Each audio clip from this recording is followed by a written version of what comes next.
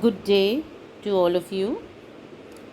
Today we will consider the themes that were taken up by the absurd dramatists. Now, two of the themes that recur frequently throughout the absurdist dramas are number one, meaningless world, and number two, isolation of the individual.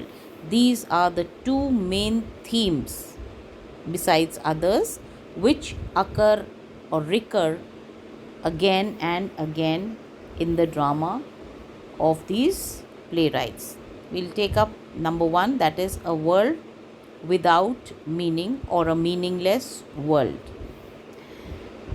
The decline of religious faith in the 20th century was partly responsible for the growing notion that life had no identifiable purpose. Now, as I said earlier, that because of the war and because of the advancement of science and the theory of evolution, the faith of the people had been shaken in God, and therefore there was a decline in the religious faith of the people, and this was one of the reasons that they found no purpose or meaning in life.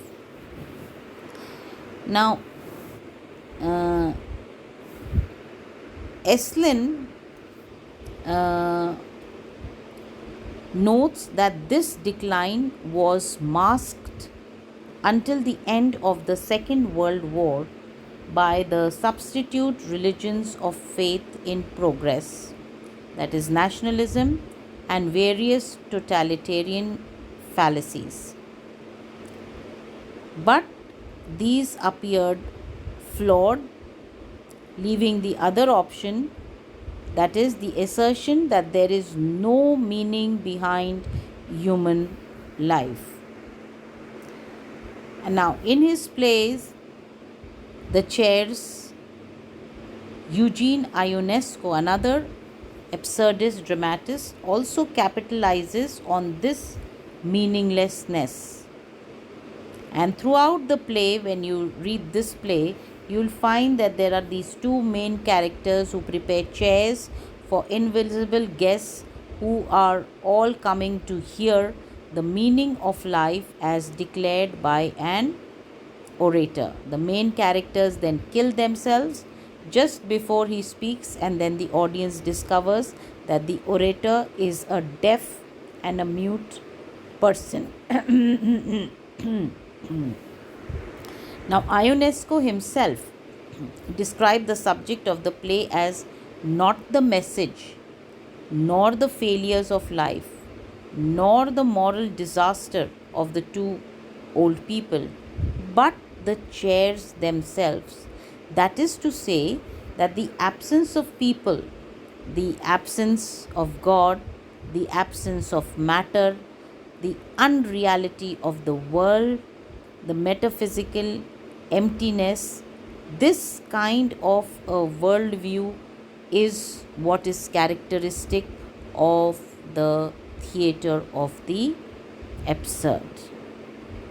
Now, this talks about the meaninglessness of the world, especially after the Second World War. It became more prominent.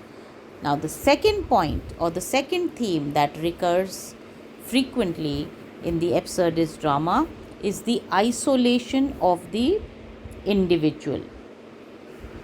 Now, the playwrights involved with the theatre of the absurd were not conscious of belonging to a movement while writing their plays. Ironically, they each thought of himself as a lone outsider, cut off and isolated in private world. This perspective clearly penetrates their work, as most of the plays emphasize the isolation of the individual or man's inability to connect with others. Now, Samuel Beckett's Waiting for Godot, which is prescribed for you, is the most well known play from the absurdist movement, and this play features this idea, that is, the two main characters, Vladimir and Estragon, are both tramps who spend the entirety of the play on the outskirts of society.